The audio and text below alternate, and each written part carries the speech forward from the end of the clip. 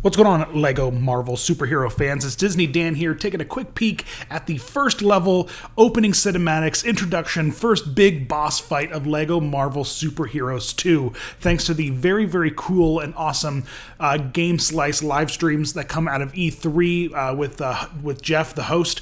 They had a great little interview segment. It's about 6 minutes long, where Arthur Parsons drops in and shows off a bunch of really great LEGO Marvel Superhero 2 gameplay. So let's check it out. Here it is. Look at this. So Lego, the Lego series fans obviously love so many different franchises.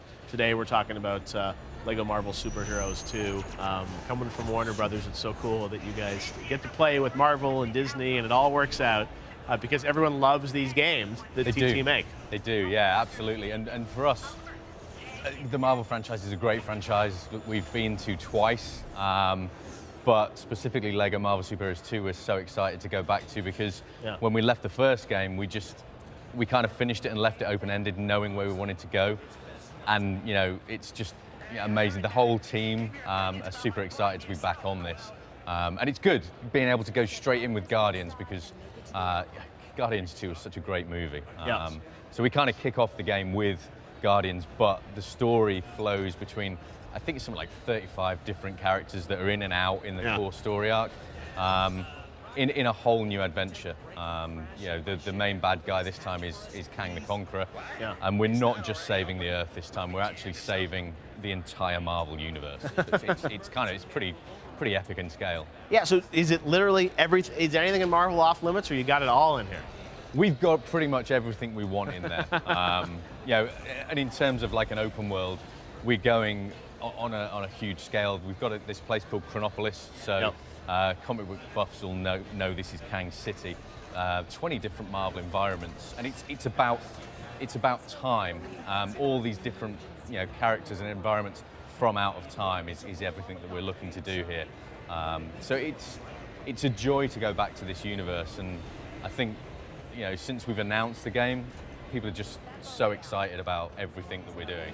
Oh yeah, no, I can't wait to see sort of where you guys are going to go with it. And again, with Lego, you're getting the fact that you can transition between so many different characters. Hot Swap, obviously inspired by Guardians here, but I know we're going to get to a lot of other cool characters. And oh yeah, definitely. The key art definitely has everything involved in a cool way. Yeah, and that's it. The fact is right there on the box art, you've got Spider-Man 2099, and it's that thing. You've got Captain America, Wild West Captain America, Kirby's classic version, and everything is in there. A complete mix-up of characters, but the characters also bump into each other, which is really, really cool. So you're going to have different versions of the same character from Out of Time interacting with each other, and having those sort of riffing off each other.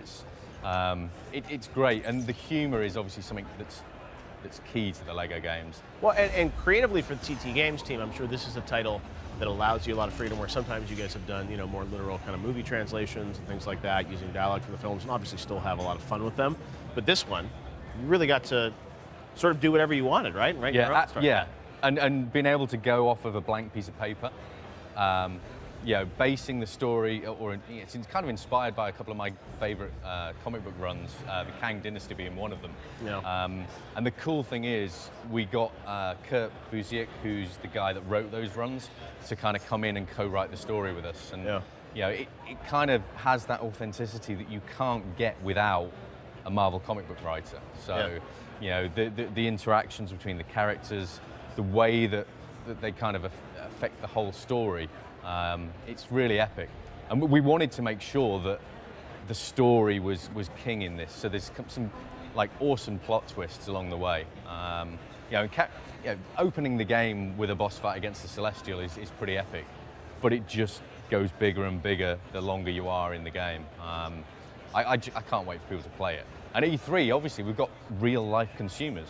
Yes. First time ever. I know. I'm kind of excited and scared at the same time. Friends and family will all be there checking it out, which is cool. And I mean, this is, as you said, like a truly, epic scale. And that's why I think the Lego, people say Lego games and think, I'm not sure. And then they see it. And there's so much detail, so much love and care that the TT Games team always puts into it. You never get bored of Lego because it's like you can do so much with it. And you guys have refined such an amazing style to how these games play. Look at the amount of action on screen here. That's it. It's the amount of stuff you can interact Yeah. with. It's just a It's so huge cool. amount of stuff.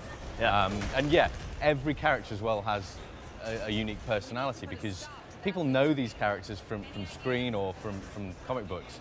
We need to make sure that every character sort of does exactly what someone that plays the game is going to want them to do. So, you know, Star-Lord can fly around and do all that cool stuff they've seen in the movies, Yeah. but he also can put his Walkman on and listen to his mixtapes. And every character gets that treatment. You know, the roster is like huge, absolutely huge. And it's still not finished, to be fair, because people keep sort of messaging us. It's like, oh, wouldn't it be cool if this character's in? Wouldn't it be cool if that character's in? And so we're kind of just adding characters all the time. But yeah, the team have kind of fully engaged with this, mainly because we knew we were going to come and make this game kind of 4 years ago. So Wow, it's been really 4 years you guys have been had on the plans. Marvel 1, yeah, was Yeah. what was it? It was the launch of PS4, wasn't it? So Yeah. 2013 October time. Wow.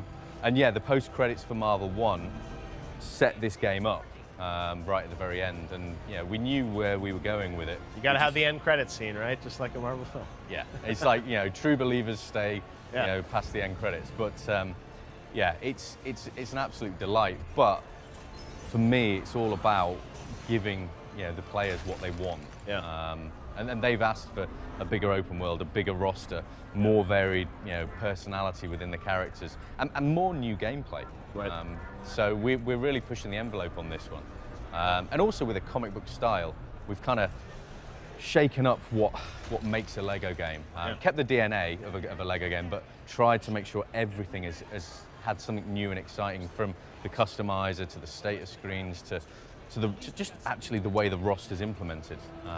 It's a pretty exciting game to work on, actually.